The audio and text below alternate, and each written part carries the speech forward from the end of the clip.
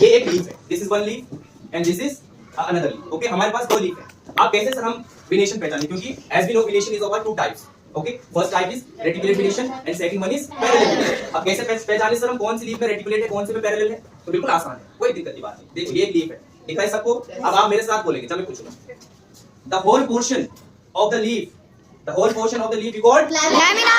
ये सर ये पोर्शन क्या है? Lamina. Lamina. The portion, this portion that connect leaf to the stem will be called petiole. Now come to the central line. Is it visible to you? Yes, sir. This is the central line which divide leaf into two equal parts. The central line is known as midrib. Clear? Then from the midrib there is arrangement of some veins coming out. Veins coming out. Clear? Yes, sir. So the arrangement of these veins we call venation. Now sir, how to identify the type of venation on a particular leaf? So sir, if the venation, अगर venation central midrib से आगे पीछे की position में है, यहाँ खुद देख सकते हैं यहाँ पे एक साथ है क्या?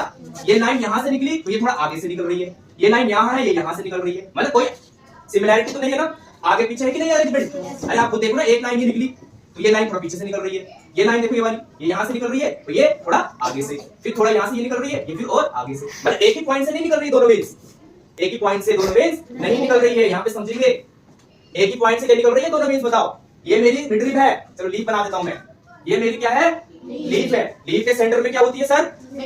बताइए। लीफ के सेंटर में होती है सर हमारी मिडरिब। ये मिडरिब क्या काम कर रही है? जो दो इक्वल हाफ में लीफ को डिवाइड कर रही है। तो सर ये तो हो गई midrib. It we called midrib. The whole portion is that lamina. This we called lamina. And the whole structure we called leaf. This is the leaf के ये सारे पार्ट होते हैं। लेमिना होता है, मिडरिब होती है। मिडरिब का काम है पत्ती को बराबर भागों में डिवाइड करना। आप इसी मिडरिब से क्या निकलते हैं? वेन्स। वेन्स कहां से निकलते हैं? क्वेश्चन बन सकता है ना, from where the veins arises. अब आप अंशुमन चौहान परमात्मा के पास हो रहा है। अब वेन्स कैसे निकलते हैं देखिए, दो तरीके से वेन्स का अरेंजमेंट होता है। एक तो सर ये पॉइंट है, ये निकली मेरी एक, ठीक है, फिर थोड़ा आगे से निकली दो, फिर ये निकली थोड़ा तीन, फिर थोड़ा आगे से चार। एक जगह से निकाल दो, मैं तुम्हें बताओ। ये तो एक ही जगह से निकली, बिल्कुल थोड़ा आगे पीछे डिस्टेंस है क्या इसमें? गैप है सर। थोड़ा यहाँ से निकली, ये आगे से। अब बताओ यहाँ से ये से ले लो, यहाँ से ये यहाँ से ये ले लो, नहीं यहाँ से ये है वेन्स का अरेंजमेंट। अब इस टाइप के अरेंजमेंट में जहां वेन्स एक दूसरे के पैरेलल नहीं है, अपोजिट है, पैरेलल है कि ये नहीं है, अपोजिट डायरेक्शन में निकल रही है वेन्स, इनको हम कहते हैं रेटिकुलेट वेनेशन। क्या कहते हैं इसको? Reticulate venation. Is that clear? ये समझ आया रेटिकुलेट वेनेशन क्या होता है? सर जब वेन्स का अरेंजमेंट आप पत्ती हाथ में लोगे, ये आपने पत्ती हाथ में ली, सर मैंने देखा कि सर यहाँ पे तो कोई एक साथ निकल ही नहीं रही, ये आगे ये पीछे, आगे पीछे, ना आसान है पहचाना। बताओ पहचान लोगे आप?